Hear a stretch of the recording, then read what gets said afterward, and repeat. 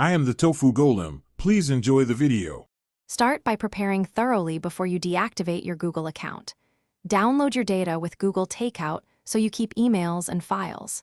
Sign out devices and note linked services like Gmail, Drive, Play, and third-party apps. Disable or transfer paid subscriptions and remove saved payment methods from your account. Check two-step verification and recovery options so you can regain access if needed. Make a list of important accounts that use Google Sign-In before you proceed with deletion.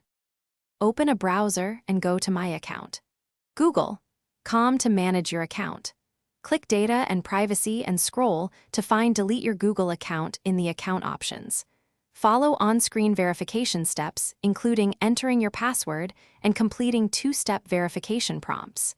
Review the data available for download and confirm you have backed up everything you need. Read the deletion terms and check any items listed as permanently removed before you click the final Confirm button to deactivate the account.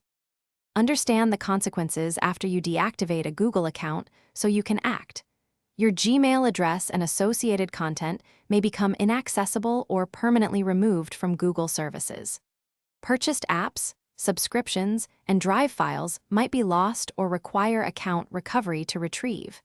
If you need to keep anything, transfer ownership of shared files and sites before deleting the account. Use the Google Account Recovery process if you change your mind and meet eligibility requirements for restore. Thanks for watching. Consider subscribing if we helped you today.